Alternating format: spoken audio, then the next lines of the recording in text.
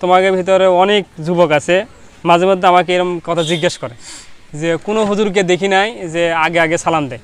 মানে আমাকে প্রায় এরকম যুবক জিজ্ঞেস করে যে কোনো হুজুরকে দেখি না আগে আগে সালাম দেয়। অথচ সুন্নত হলো নবীর সুন্নত, আগে হুজুর আগে সালাম দেবে। তা আমি এই কথাটা এইভাবে আমি বলি, তা আমি কীভাবে বুঝবো সে হিন্দু না মুসলমান? বলো আমি কীভাবে বুঝতে পারি তুমি হিন্দু না মুসলমান? একজন প্যান্ট শার্ট পরে আছে, একটা যুবক, সে প্যান্ট শার্ট পরে যাচ্ছে, তার কাটিং থেকে বোঝার উপায় নাই সে হিন্দু না মুসলমান। এখন তারা যে কথা বলে যে কোনো হুজুর আগ বাড়িয়ে সালাম দেয় না, এখন কথা হলো আমি কেন তোমাকে সালাম দেব? আমি তো জানি না তুমি হিন্দু না মুসলমান। সে যদি মুসলমান হতো তার দাড়ি বড় হবে, বোঝা যাবে, তার মাথায় টুপি থাকবে, তাকে বোঝা যাবে সে মুসলমান। কিন্তু রাস্তাঘাটে গেলে আমি সাধারণত কম বেশি সবাইকে সালাম দেওয়ার চেষ্টা করি যাকে পাই, কিন্তু যাকে আমি বুঝতেই পারি না সে হিন্দু না মুসলমান তাকে আমি কেন সালাম দেব? তাকে সালাম দেওয়ার তো কোনো প্রশ্ন ওঠে না। তবে হ্যাঁ, অনেক মানুষই আছে যারা মানুষকে সালাম দিয়েছে না, তাদেরটা আসলে ব্যতিক্রম। এই সালাম বিষয়টা অবশ্যই সুন্নত মুস্তাহাব বা অবশ্যই আর গুরুত্ব বহন করে। এবং আমি সালামের ভিতর অনেক, বিশেষ করে মুরব্বী মানুষদেরকে আমি দেখছি যে অন্তত তুই তো জানিস, মুরব্বী মানুষদেরকে যখন সালাম দিব দেখা যাবে যে তারা সালামের উত্তরটা ভালোভাবে নেয় না। আমি কোনো মুরব্বীকে সাধারণত দেখি নাই যে সালামের জবাবটা সুন্দরভাবে নেবে। তাদেরকে সালাম দিচ্ছে, তাকেও দেখে না যে এই ছেলেটা আমাকে সালাম দিল, কথা জিজ্ঞাসা করে না যে বাবা তুমি কেমন আছো, কোথায় থাকো, কী করো, কোনো জিজ্ঞেস করছে? আমি কোনো দিন দেখি না। এই জন্য আমি মনে করি আমাদের প্রজন্ম পর্যন্ত যেন এই বিষয়টা শেষ হয়। কেউ যে আমাকে সালাম দেয়, আমি সালামের উত্তরটা যেন সুন্দরভাবে নিই। কেউ আমাকে সালাম দিল আমি শুদ্ধভাবে সালাম দেব, আসসালামু আলাইকুম রহমতুল্লাহ।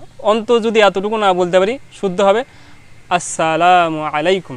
আর আমি যখন সালামের উত্তর নিব ওয়া আলাইকুম সালাম রহমতুল্লাহি ওবারাকাতু, অথবা ওয়া আলাইকুম সালাম রহমতুল্লাহ।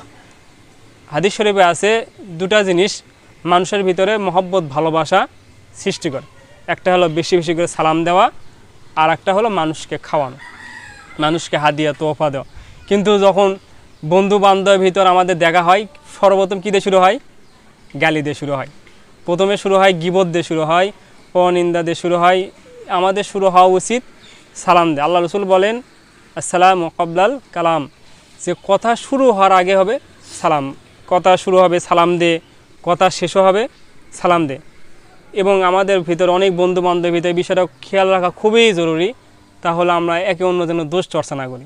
দেখা গেল হয়তো রাব্বি হাসান এখন আছে, রাব্বি হাসান চলে গেল, পরে আমি রিয়াদ আনিসার আমরা সবাই মিলে রাব্বি হাসানের সমালোচনা করলাম। কিছুক্ষণ পরে দেখা গেল যে আনিসার চলে গেল, আমি রিয়াদ মিলে আনিসারের সমালোচনা করলাম। সাধারণত এইরকম দেখা যায়। কিন্তু আমাদের বন্ধু বান্ধবদের ভিতরে যদি পরস্পরকে সালাম দিই এবং পরস্পরকে শ্রদ্ধা নিবেদন করি এবং একে অন্যের গীবত পরনিন্দা পরচর্চা না করি এবং একে অন্যের মন্দ নামে যদি না ডাকি, তাহলে আমাদের ভিতর মহব্বত ভালোবাসা অটল এবং অবিচল থাকে। আমাদের ভিতরে অনেকে আছে, প্রত্যেকটা যুবকই বলা যায় সবাই সবাইকে বদনামে ডাকে। অনেকে বলতেই পারে না যে তার আসলে ভালো নামটা কি। তাই আমি মনে করি এই কয়টা বিষয় যে আমরা খেয়াল রাখি, আমাদের মহব্বত ভালোবাসা অটল এবং অবিচল থাকবে এবং আমরা হতে পারবো আদর্শ যুবক ইনশাআল্লাহ। এই বিষয়টা